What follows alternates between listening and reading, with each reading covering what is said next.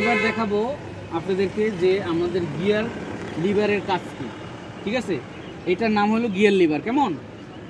এই গিয়ার লিভারের কাজ হলো গিয়ার নির্ণয় করা, আমাদের কখন গিয়ার কোন পজিশনে দিতে হবে সেই গিয়ার লিভারের মাধ্যমে আমরা সেটা আজকে আলোচনা করব।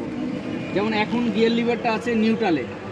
ঠিক আছে, নিউট্রালে থাকায় আমরা এইখানে আছে আমাদের এই গাড়িটা নিশান সানি ম্যানুয়াল গিয়ার। তাহলে এই গিয়ার এখানে ব্যাক গিয়ার নিয়ে 6টা গিয়ার আছে। 6টা গিয়ার কখন কোন সময় কিভাবে ব্যবহার করব সেইটা আলোচনা।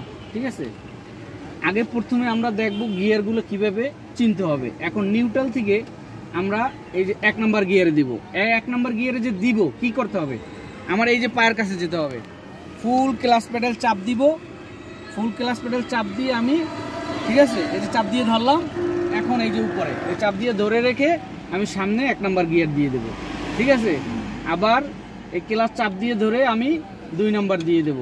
তারপর আবার নিউট্রালে আসবো। নিউট্রালে সোজাসুজি যদি আমি সামনে দেই তাহলে 3 নম্বর গিয়ার। আবার সোজাসুজি যদি আমি পিছনে দেই 4 নম্বর গিয়ার। সোজাসুজি যদি আমি ডান দিকে চাপ দিয়ে যদি আমি সামনে দেই তাহলে আমার 5 নম্বর গিয়ার। তাহলে 1 থেকে আমার 5 নম্বর গিয়ার ক্লিয়ার। এখন আছে বাকি ব্যাক গিয়ার। কেমন?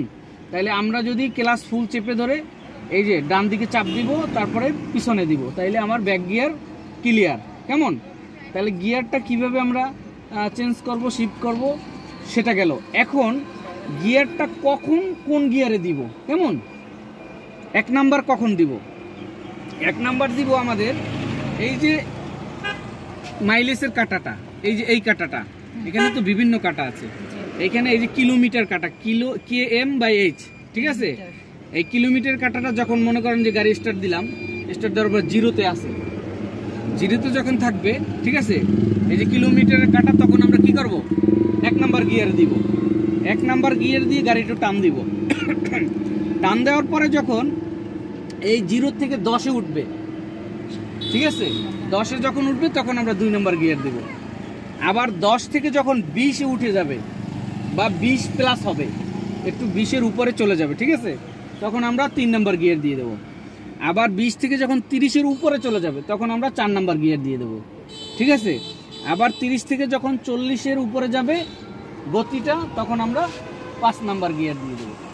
তাহলে গিয়ারের কি কাজ, কখন কোন গিয়ার ব্যবহার করব সেটা আমরা ক্লিয়ার। ঠিক আছে, পাশাপাশি আমরা হ্যান্ড ব্রেকটা কীভাবে নামাইতে হবে, উঠাইতে হবে এটা একটু বলে দিই। এখন হ্যান্ড ব্রেকটা উঠানো আছে, জাস্ট এখন যদি আমি নিচে চাপাচাপি করে এইভাবে কখনোই নামবে না।